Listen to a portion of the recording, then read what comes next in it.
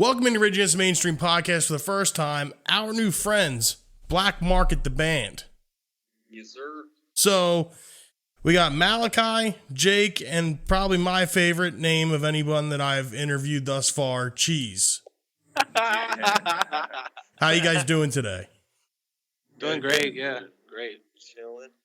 So I guess kind of for the listeners here and viewers, give us a rundown. Tell us who you are, what do you do in the band?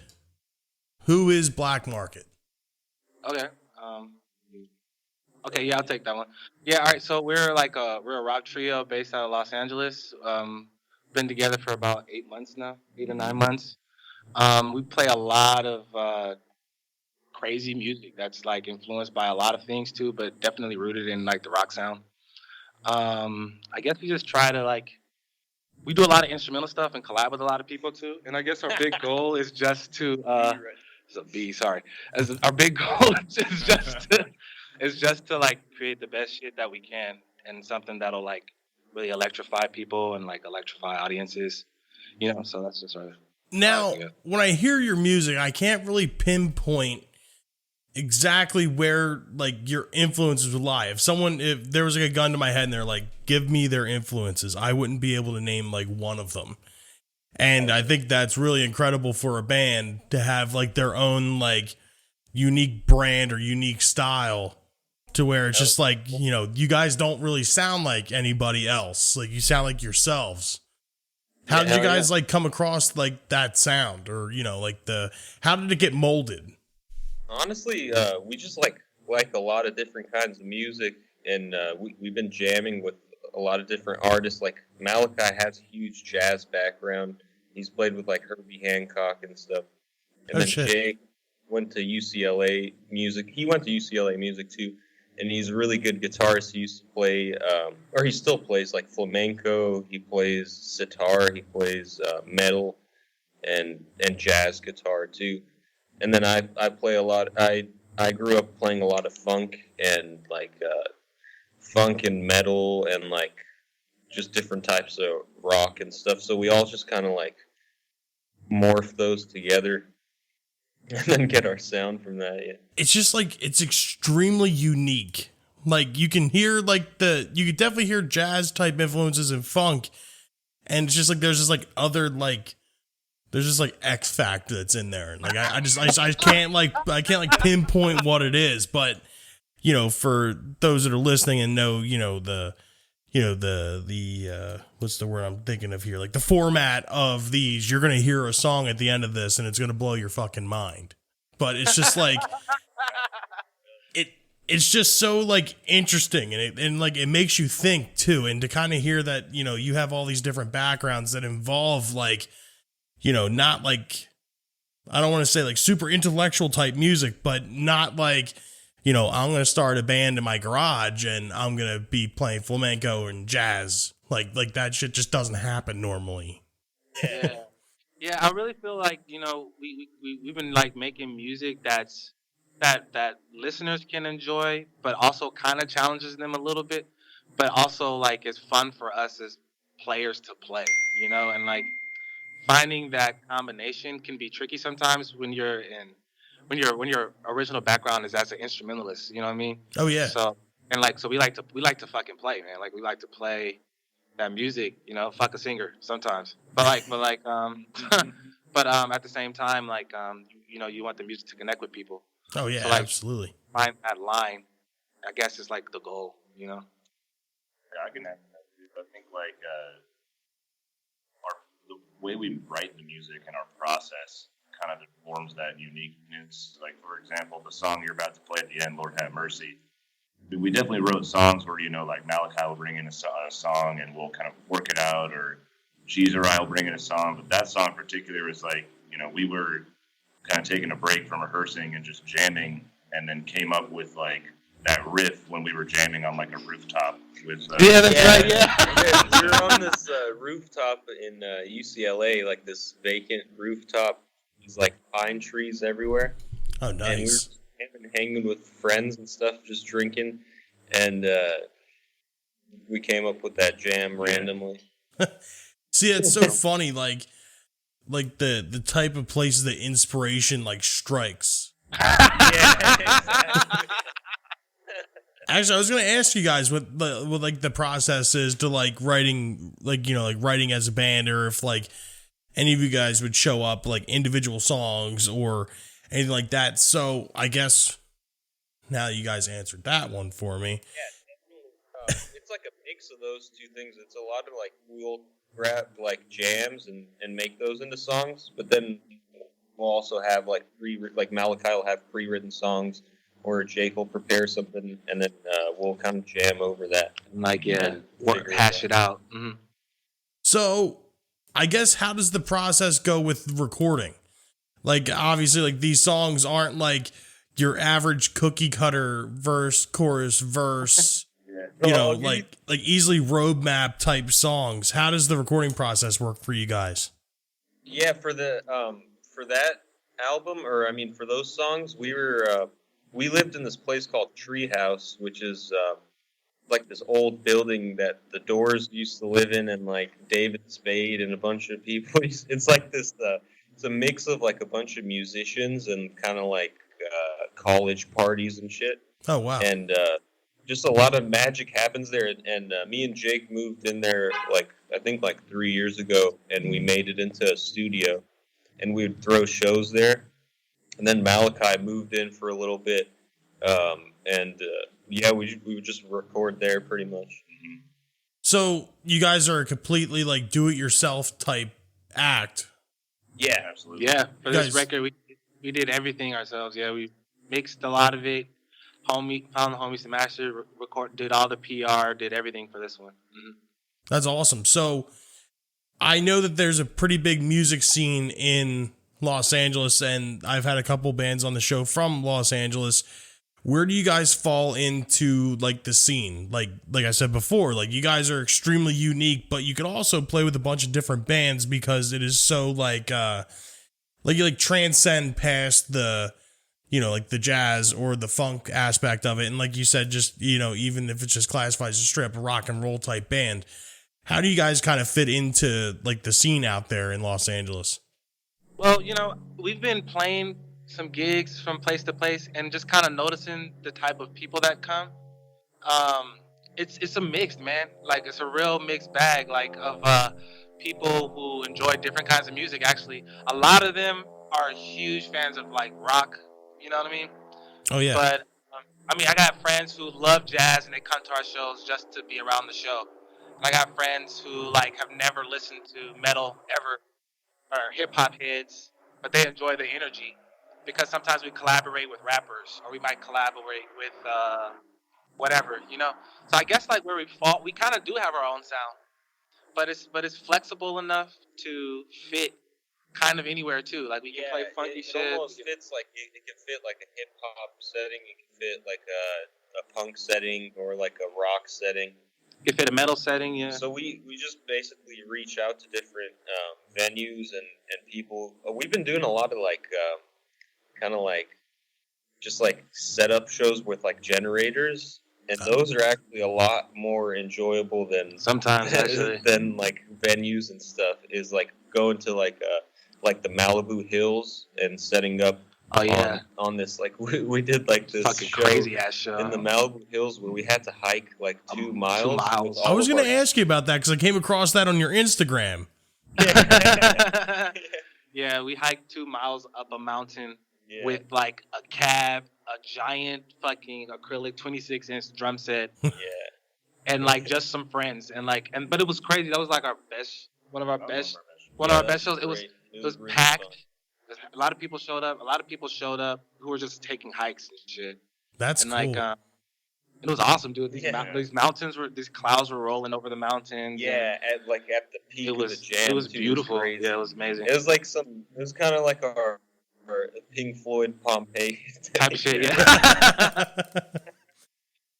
So, I guess, well, I've never really had to ask this type of question before. What do you guys enjoy doing more? Like having these like guerrilla type shows, or playing in like actual venues and, you know, the whole like structure of playing a show? Or do you like doing like these type of shows where you go up into the mountains and you're sitting there with, Sasquatch and shit in the Appalachians. I definitely enjoy like the random setup shows, like usually a lot more, I don't know, like enjoyable, and you usually don't get paid, but it's about the experience mostly for me or for us. Some And people donate too. yeah, People sometimes usually, people shout out donate. Venmo, Yeah. something Yeah. like that. That's cool. I like them both. Like I like them both just because I like the venue stuff just because it does have more professional feel. Like there's like promo and like we like it's a show. Like we Yeah. did some stuff at this place called this showcase thing called Breaking Sound, which was dope. That was a dope show. Then we playing at this other place called The Trip out here in LA that hosts a lot of dope bands and those are fun. But man, I will say, like Cheese was saying, the gorilla shows are just dope because you don't have to do any of that red tape bullshit. Yeah. And like you don't have to like, be precautious about anything. People just show up and like completely are free to turn up without worrying about shit. And it's always like a great time too. And the people that come to those shows really know how to party, really have like just really make the experience. You know what I mean? So, Well, it's I don't got- think they're both. No, I'm sorry. What were you saying? No, nothing. That was it. Yeah. Oh, it's got to be more of like an intimate type thing with like your audience too, because now they're not watching you from a stage; they're now out in in the world, in the real world, like a one-on-one type deal too. Like that's got to be an insane type of experience too, especially for like a fan or even for you guys as well. Yeah. So I guess, like, when you do these type of shows, like, what kind of crowds are you able to draw? Like, if you were to, like, as opposed to having like a show at a venue, are you able to draw like a pretty decent crowd, like out into the woods, basically? Yeah, actually, it's yeah. Like, sometimes it's almost better than the It's crowds like better, at yeah. venues. That's And, insane. I think people buy into like the locations a lot more even like that Topanga show, dude. People still talk about that shit. It's how you advertise it too, like the flyers that you make Yeah. have to be like personal with people and like drag attention and stuff, and then like just kind of send it to the right crowd. Like for that show, I inboxed like maybe like 100 people that had to do with like the kind of music we like, or people that just live in that area. Like I went to like the Malibu hiking trail pictures area, and I just like, okay, this person probably likes this, and I'll just send them the flyer and stuff like that. So- It's like targeted. I feel like a lot of young people like our music, and a lot of venues out here like 21 plus. So sometimes like a lot of people who want to come see us can't even come. Can't even come. Yeah, Yeah. Like it's a lot of older people crowd, that's right. Yeah. but they still like our music, and it's still a good energy. But Yeah, dude. it's a lot more of a local scene vibe when like we set up at Venice or like the mountains or something. Yeah, dude. We had this show at the Trip, and this 19-year-old kid was trying to get in so bad, Yeah. so he ended up staying like by the Like, window for the looking whole behind the show. Like, just like, and we were like, "Fuck, if this was outside, you could totally come in, dude." Yeah. Like, but it's like that. So that kind of sucks, but yeah. That's awesome. It's just like I've never had like a band or artist on this show that's like done like stuff like this. And I do have one question. Do you guys have a Facebook, or was I just not able to find it? Oh, we don't have a Facebook. I No. think just Instagram, yeah. Okay, so What's that this one is my next question. In today's world of, like social media and, technology and, the Twitter sphere and all that other stuff, without having a Facebook, do you guys feel like this helps or hurts your potential reach to get new fans? I personally feel like Facebook is an outdated platform. Like particularly especially for the type of people that listen to our music, they're not really in our age demographic. Like most people who use Facebook are like 37 plus a little bit now, and we have a really intense sound sometimes that I think doesn't really cater to that audience. So we fucking use social media like crazy though, all the time. And Yeah, I've seen the Instagram. Yeah, like Instagram. Yeah, right. Yeah, or stuff like that, and like a little bit of TikTok, not so much. I don't really fuck with that shit. I don't know.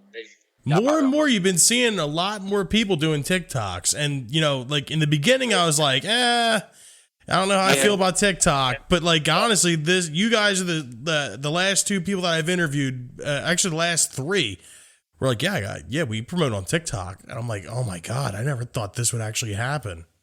Like now I feel like an asshole.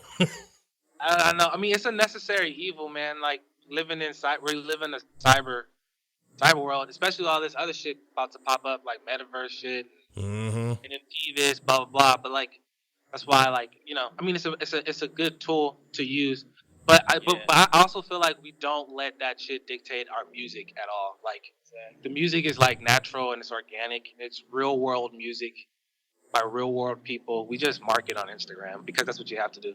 You know exactly. I mean, or you know, printing out flyers and stuff like that. I mean, that's another thing too. That's like, I feel like sooner rather than later, everything's just going to come back to full circle, and it's going to be, you know, like having a mailing list and putting up flyers, because I mean, it's like you were saying before, like Facebook is getting outdated, and there isn't really anything besides Instagram that can really help with like any kind of marketing or promotion. But even on Instagram, like you have to jump through hoops to even get your music on there anyway. Like you have to make a video. Like you can't like, okay, well here's just a clip of the song that you can find on our page. It's like you have to go through that trouble. You know what the funny thing is though that I've been noticing actually is like we do that stuff, that social media stuff, but that stuff just helps you book a gig at a venue. Like you have to have that information up there in order to get the gig. Like they don't think you're a legitimate project unless you do. But to be real, most of the people that come to our shows are the friends and people that we meet. You know what I mean? Like that we develop relationships with, and then they bring people. Like word of mouth. Like more word of mouth, and like that's way more successful. Like to the point that you're making. I do think that, like, honestly, I think the successful thing is to do all of it all the time, because like all that shit works and none of it works. You know what I mean?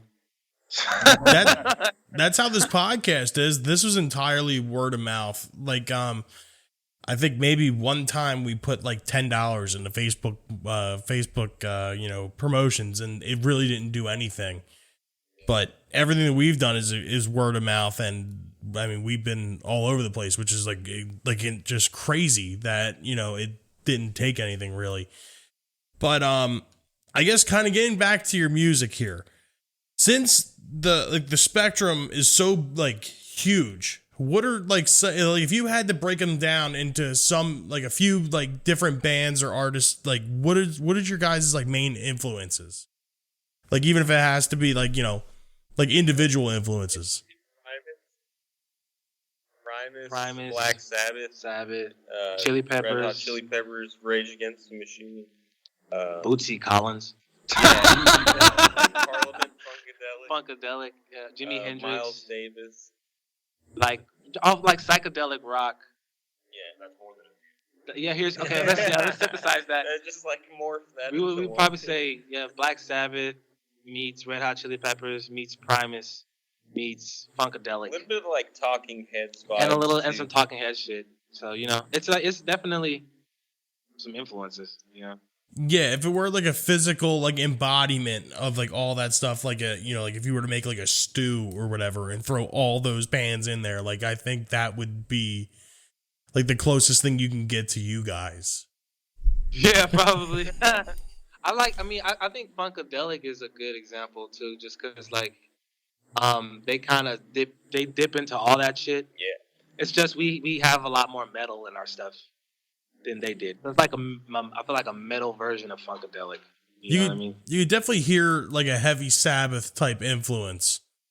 Like it's like, well, maybe not even just Heavy Sabbath in general, just like that whole era, like right there. And like it's funny too, because you're starting to see more and more bands pop up with like a Sabbath type influence, as opposed to, you know, like Led Zeppelin or anything like that.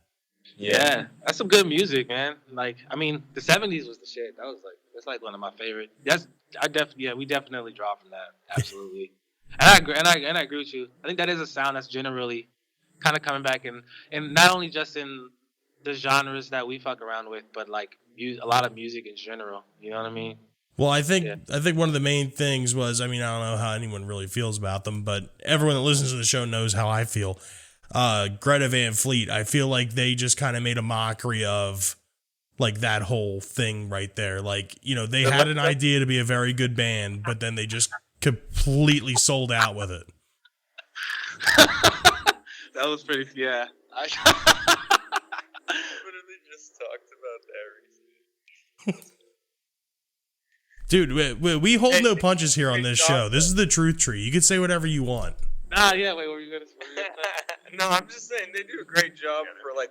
I feel like at like a particular point, it's just like, when does it become like being original versus like trying to be an exact carbon copy? Yeah, like you can never get Robert Plant's machismo. You know what I'm saying? Yeah. That's like a time capsule. Yeah. You can't copy that, you know? That's why it's kind of like, I don't know, like, I wouldn't want to be in a band like that because I would get bored. Mm-hmm. But then you hear bands like, you know, Green Lung and Acid Witch and like all these like doom stoner metal bands that you can hear have like a distinct Sabbath type influence, but not a carbon copy. Like Sleep and shit. Yes, exactly. They do good. Like their shit, it's almost like they're like progressing the Black Sabbath shit, and it's like they're the future Black Sabbath or some shit, and they actually come up with new stuff, you know? Yeah, exactly. I mean, it's nice to know there's bands like that and like you guys around that are able to recapture the sound of those like huge, great bands back then and not take it the completely commercial route and shove it down everybody's throats for no reason. Here's a tribute band. Open your mouth. Yeah, pretty much. And Max Sabbath goes hard, though. Have you heard of Max Sabbath? Max Sabbath is an entirely different story. I think that they are great. Fucking Ronald.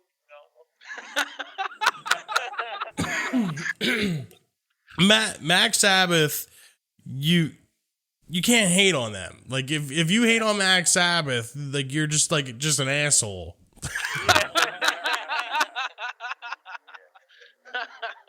So I got a couple more things for you guys here.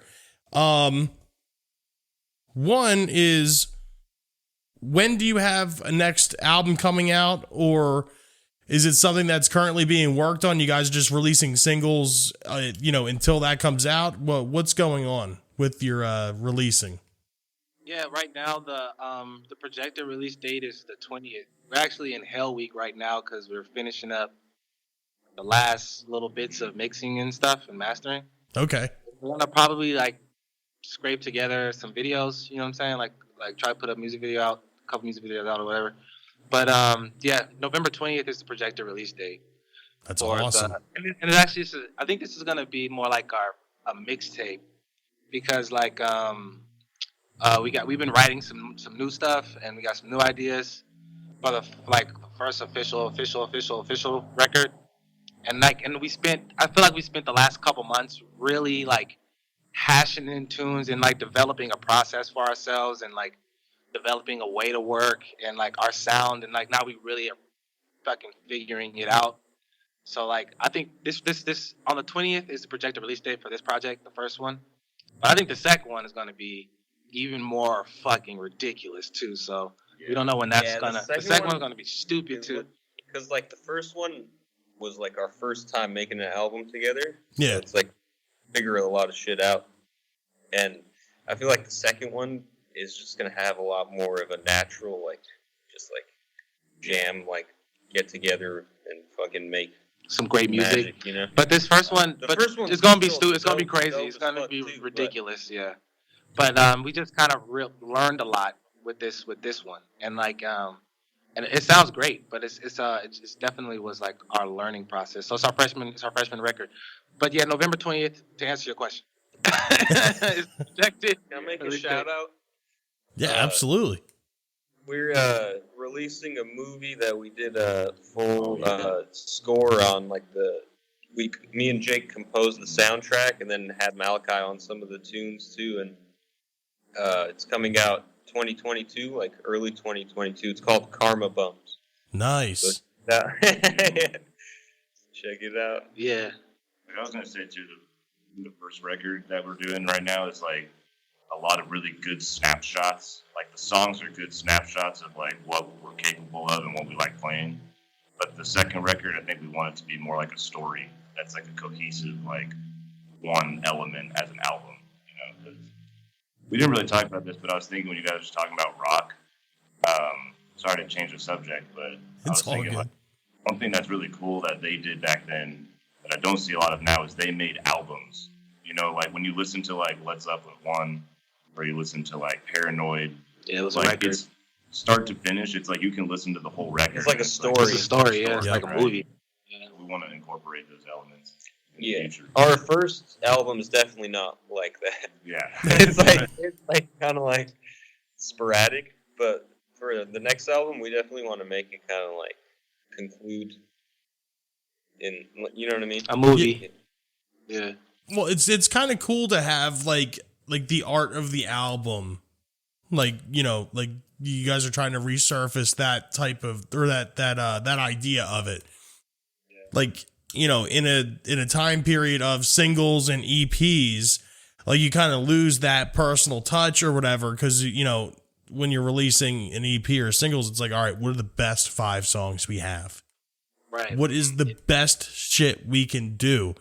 And it's like when you have an album and you have a cohesive unit, it's like it doesn't matter like what is going to be the single or what's going to sell or be commercialized.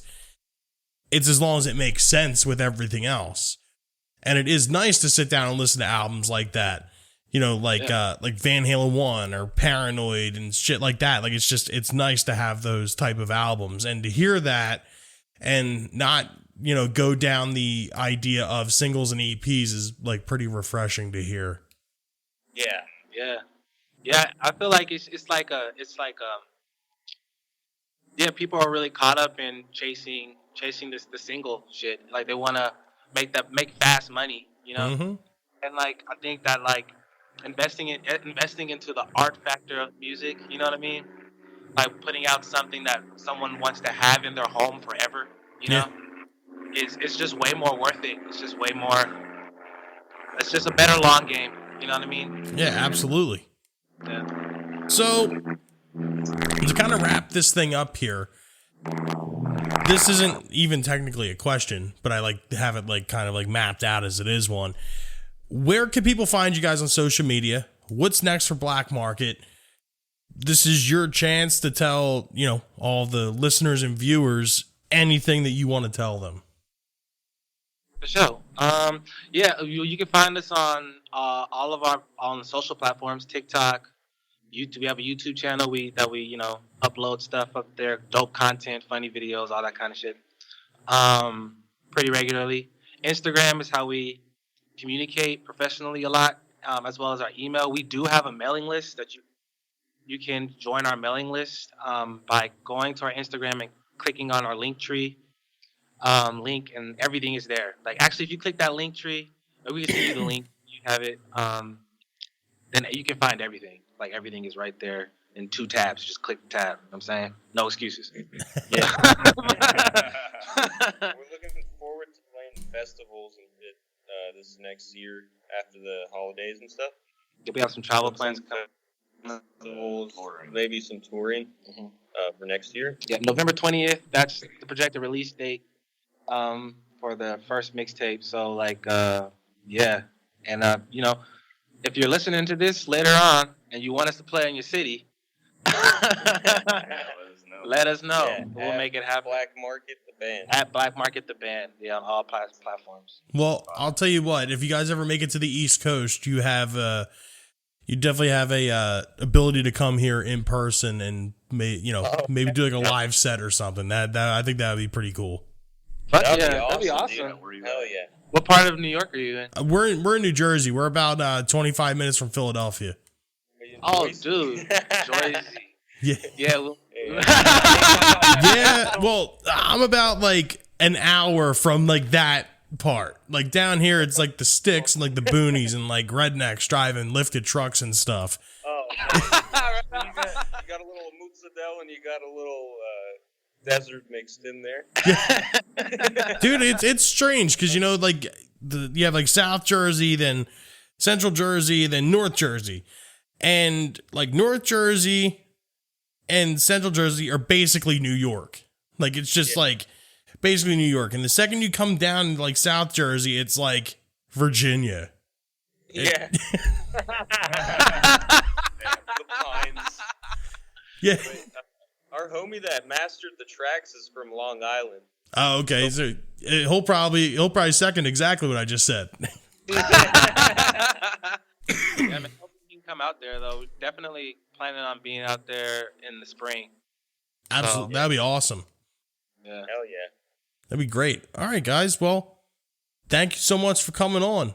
And as more music and content comes out from you guys, we'll be sure to promote it on our end and continue to spread the word. It's nice to have or to know bands that are trying to do, I don't want to say like the right thing, but like like doing it for the right reasons. Hell yeah. Thank you, man. Thank you for having us, man. This was a great interview. Thank you. Not a problem. Anytime. Absolutely. Have a good one, guys. You too, man. Take it easy. Yo, this is Black Market the Band. You're listening to Rage Against the Mainstream podcast. Listen to our new single, Lord Have Mercy, available on all platforms now. Check it out, motherfucker. That was perfect.